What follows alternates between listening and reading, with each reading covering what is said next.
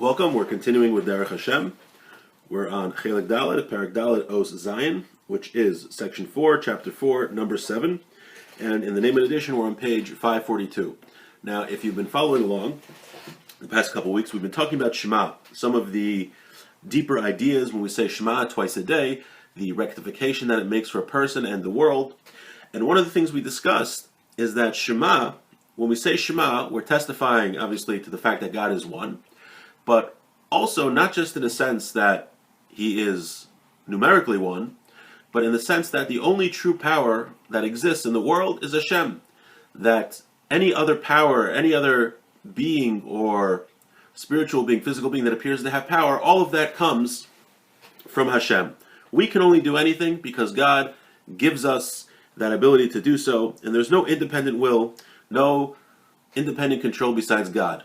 And we learned something that we've discussed in our Das Tfuno Shira, and we've discussed in Derech Hashem, is that the purpose of existence, we're leading to the point where the entire world will recognize this fact. Will recognize the fact that God is one, and He is the only being in control that has any power. And we say that the Jewish people have a tremendous merit from the fact that we testify to this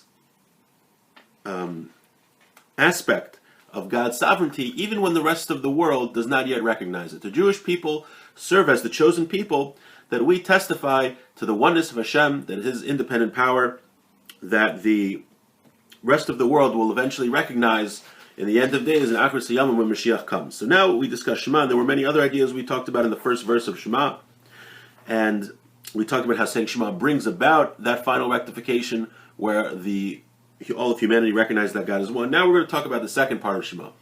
Baruch Shem Kivod Machuso Le'olam Va'ed. Va'amnam. L'tikkun hagadol hazeh. For this great rectification that we were mentioning, Yeschaber Tikkun Achar. There is another rectification. V'hu hanichol b'shevach she'omrim achar zeh. And it's included in the praise of God which we say after Shema. Dehainu, Baruch Shem Kivod Machuso Le'olam Va'ed. Blessed is the name of Hashem. Blessed is the name of the glory of His kingdom forever and ever. V'zeh. We already explained Shekla kol hashpaos of Yisbarach v'hara'osav hem inyanim nimshachim b'mesibo shonus. The emanations of Hashem come from various different places, sources, orchestrations. V'kulam nishrashim v'nitlim b'yechudo Yisbarach u'shleimusa hamite. However, they are all rooted in Hashem's oneness and His completeness, His true completeness. V'hine hanivraim misnahagim bilgilgulim shainim lefi klal hashbos ha'ela u'mesibo seyam. And God's creations go through many situations based on these hashbos of Hashem. V'sof hakol, who the end of everything is she'agiu lehishtalim b'shleimus hamiti. The end of world history is that we will get to the total completion. We learned something we talked about in Das Tfunos. There's something called Hanhagas HaYichud, that Hashem pushes the world to its final conclusion where everyone will recognize that Hashem is one. And that Hashem is pushing the world to that place. And that when Mashiach comes, we're going to learn in Akhir Siyamim how every event that happened that appeared to be on the surface to have no reason, how could this horrible tragedy happen, that it was actually necessary to push the world to its final rectification. Hashem decreed Hashem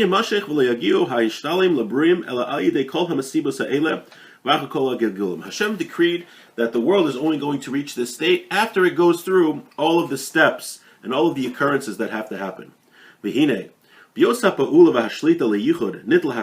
Since everything is dependent on God's yichud, on His oneness, that Hashem's oneness is what the world is going to, and that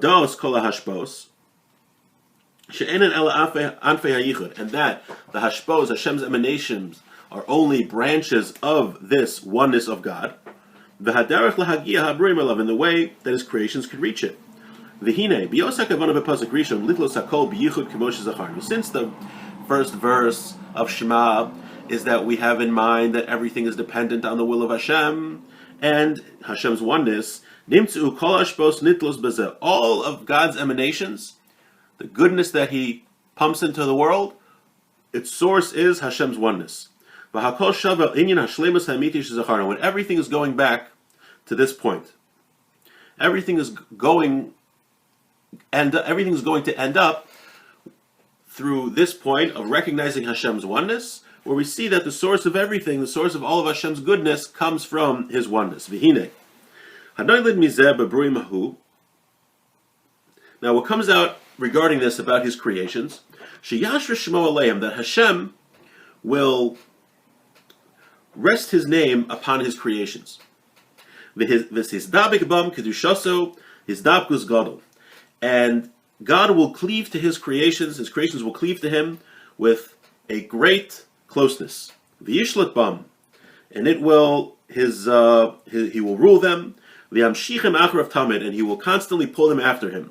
V'yimatzu chulam nitlim bo umishtalmim b'shleimuso, and they will all of God's creations will be dependent on Him, and they will all be completed with His completeness. V'zehu amatzav, this is the situation. She'agiu lo be'emes b'sof ha'kagulim. Now, when is this going to happen?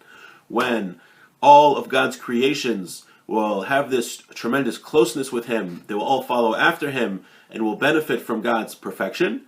That is when the world recognizes that God is one, at Achras Hayamim, the world to come.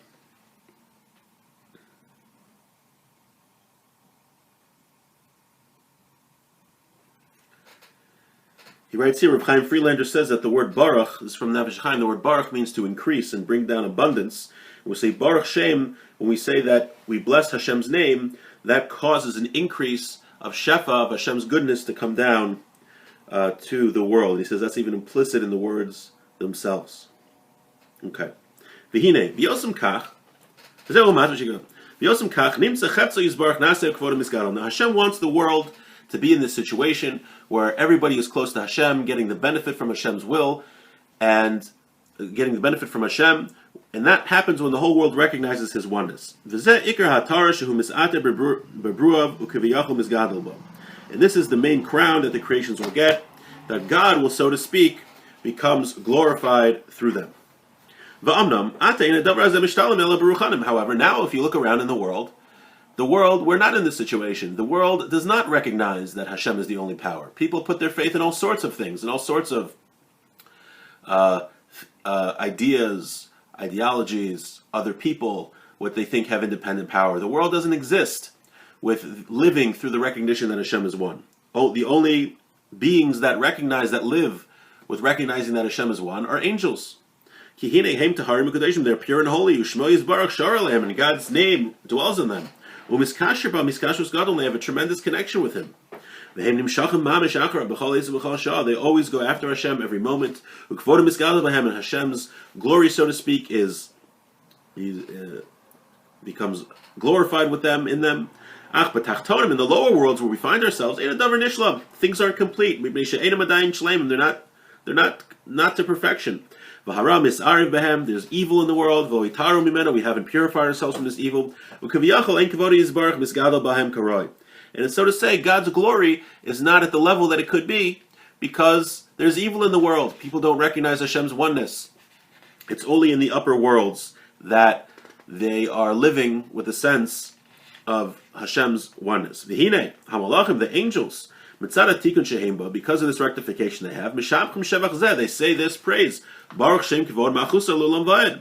Blessed is the glorious name of Hashem and His kingdom forever and ever. But we can't praise Hashem in that way. How can we say blessed Hashem's kingdom when Hashem's kingdom is when Hashem is glorified only when people live recognizing His oneness? People in the world don't live recognizing His oneness. The angels who live recognizing God's oneness, they can say Baruch Shem out loud. But us, in this world, human beings, we don't live like that. We have evil in the world. So how can we say that Hashem's kingdom is glorified? However, we do find last week's parsha, there was a time when somebody did say it out loud. When Yaakov Avinu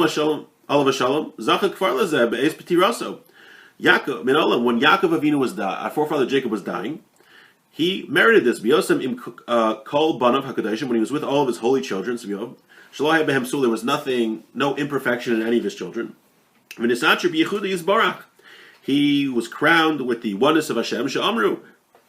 that they said Shema Yisrael, his children said Shema, Vaz Ana Hazakin, and he answered Baruch Shem Kvod Malchusa L'Olam Va'ed. So he was able to answer Baruch Shem because Yaakov Avinu was at that level when on his deathbed, when all of his children, there was no imperfection in them, and they said Shema, and he said Baruch Shem, because then the Yichud of Hashem, the kingship of Hashem, was glorified through him. V'nimsa shemitzidenu, but nowadays we're not like that. V'nimsa shemitzidenu anan imroim le'inyan zeh. We're not fit to say Baruch Shem out loud because we're in the imperfect world with evil.